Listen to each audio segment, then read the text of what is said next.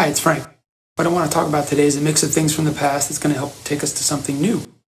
Specifically, I wanted to talk about a combination of chord progressions we've covered, that is to say common ones, and how altering those chord progressions in small ways can make them more interesting, and also start talking about chords from a different point of view. That is to say, we've often been looking at chords through chord melody songs where the melody is moving around more or less in lockstep with the actual chord shapes.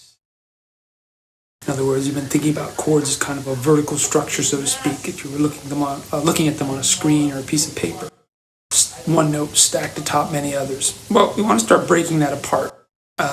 In the language of piano, we have the idea of block chords, which is what I'm referring to right now, and then broken chords, which is where I want to start moving toward. The idea of a broken chord is, instead of thinking about that D major chord as a chord we strum all at once or even arpeggiate slowly, we break that into individual pieces.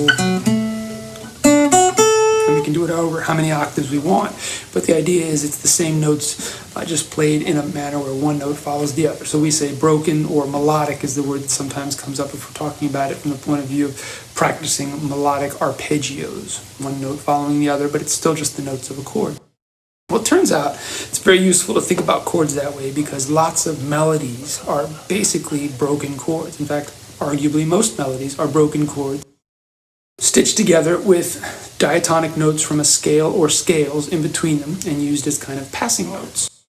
When you think about it that way, you begin to see progressions as more than just a series of 1, 6, 2, 5 or whatever numbers you want to insert, but rather sort of the thread which underlies everything within a musical composition, whether it's a symphony of some kind, a 12-bar jazz blues, or even the most basic folk song. It really is the ultimate way of saying chords and melody unite. That's it. Because again, when you look at melodies, they're broken up chords. So with that in mind, then I was going to take the song over this video and the next, the song Take Me Out to the Ballgame, the American folk song, and just start looking at that from the point of view of what the progression does. And by progression, I mean most commonly how it's arranged. At this point, it's been arranged numerous ways, but the most common way this progression is arranged. And then I was going to go ahead and take a step back from that and look at how the actual song itself uses broken chords in the melody. So for today, let's just start with the progression, since we've been talking a lot about progressions over the past few videos. I'm going to position this one in the key of G. It's just a little bit easier to look at that way. I want to mention up front that this tune from beginning to end is, and it's not always played this way, but really in total I think it's 32 measures. That is to say, it's standard song form, which is most often thought of as 32 bars, traditional song form. So with that in mind, it's long, but again, there's lots of repetition in this. And we'll look at that in terms of the phrases and the so-called periods, meaning two phrases that combine to form something called a period. So right from the get-go, though, just to analyze the chords, what we've got is, in the first 8 measures, we've got 2 measures of G, which is our tonic chord, 2 measures of D as in dog, our dominant chord. Pretty straightforward, right? Lays out the home key and goes as far away from it as possible. In the next 4 measures, so the second half of the first 8 measures, we just do the same thing again. 2 measures of G, 2 measures of D. By the way, all this is linked in the PDF listed in the description for this video, so you're welcome to click on that to follow along if you want to have it right in front of you. So in total then, the first 8 measures do exactly what you would expect almost any song to do, as far as being very clear about what's going on. Start with the home chord, the tonic, go right to the dominant, then you repeat exactly what you just did again. And this all happens, like I say, over the course of 8 measures, 2 4-measure phrases. We'll look at the melody separately, but for now, just to look at the chords, that's where we're at. You can't get more straightforward than tonic and dominant. Going into the second 8 measures, the next 2 phrases that combine to form that second period, we would say, what you get is a little more variation. And that is to say, the second 8 measures begin with the E7 chord. As you know from having looked at secondary dominants with me, in the key of G major, E is often a minor chord. That's to say, if it's diatonic, it's minor, because those 3 notes, E, G, and B, fit in that particular scale. So as soon as we make this E7, we know that it's functioning as a secondary dominant chord. Specifically, the E is targeting then the A, the 2 of this key, which is A minor, because the fifth, the root rather, E, points towards the going up a fourth, points to A. So that means that the ninth measure then begins with a secondary dominant E7 over 2 measures, which is functioning as a 5 of 2 to help drive our ear more closely to the next chord. And it does that. In 2 measures that follow, 11 and 12, we get an A minor chord for 2 measures. After that, though, interestingly enough, instead of going to a 5 chord first, what happens is we move to an A7. Now, this is something which happens a lot, but it's worth looking at just for a moment. So we're still talking about a chord with an A root. First, we had A minor, like I said, in measures 11 and 12. But now for measures 13 and 14, we're going to A7. So while we've kept the root and indeed other notes within the chord, the E specifically, again, 3 notes in A minor, A, C, E, we've changed what the third of the chord is. It went from a minor third, which was A to C, to a major third, A to C sharp. Not surprising, that's because the C sharp puts us a half step closer to the ultimate goal, which is the end of this line, the last 2 measures of which are the D as in dog chord.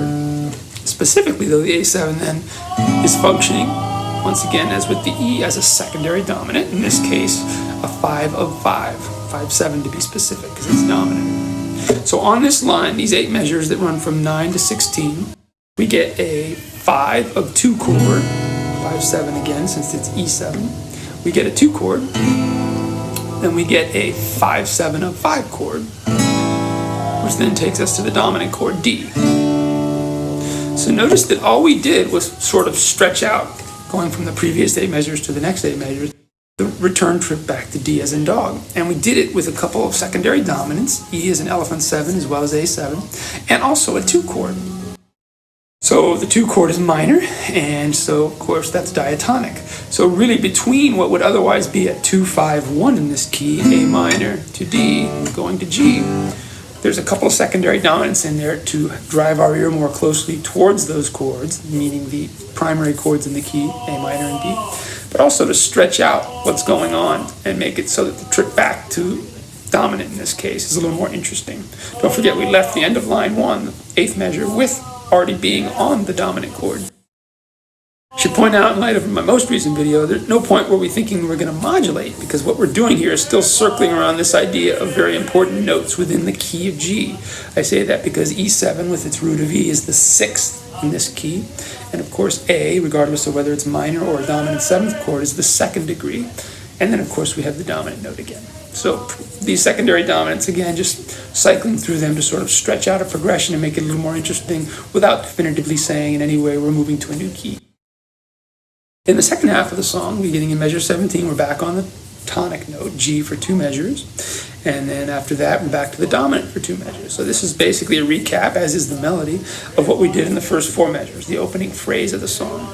However, in the next 4 measures, beginning in measure 18, 19, 20, 21, beginning with the G chord, we come back to the 1 chord there for 2 measures. And again, we did do this on the first line as well. But then, instead of going back to the dominant chord, the way we did for the last 2 measures of the first 8 bars, we go to a C chord. C, of course, is the subdominant in this key. So that means this line of music, these 8 measures consisted of 2 measures of tonic, 2 measures of dominant, a return to 2 measures of tonic, and then a movement toward the subdominant. So that is to say, we're once again building up anticipation, because although we went 1-5-1, here we're sticking a 4 chord in there, just to once again delay the movement back toward either tonic or dominant.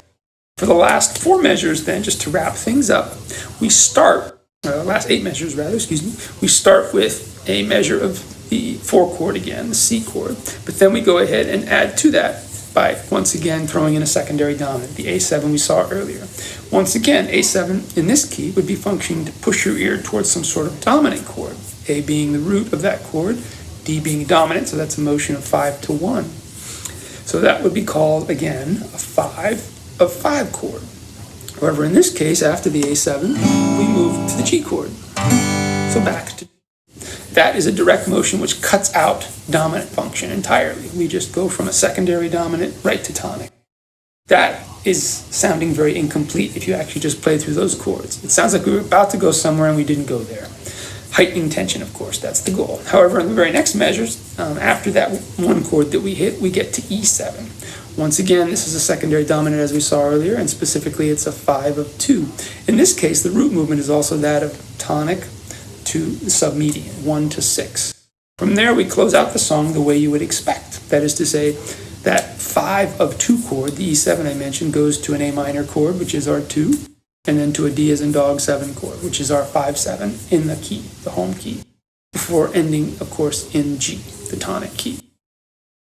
So really, just to get to that final 2-5-1, all we did was sort of take a long way around that set us up for a possible resolution that didn't happen. That was at the beginning of the line. We went from a subdominant 4 chord to a secondary dominant, the A7, which is technically the 5-7 of 5.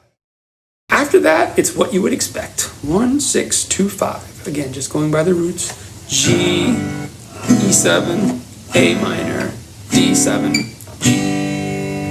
And there you have it. Small ways to subvert an expectation that allow for the progression to still sound somewhat familiar, because notice there's lots of 2-5s or even a 1-6-2-5.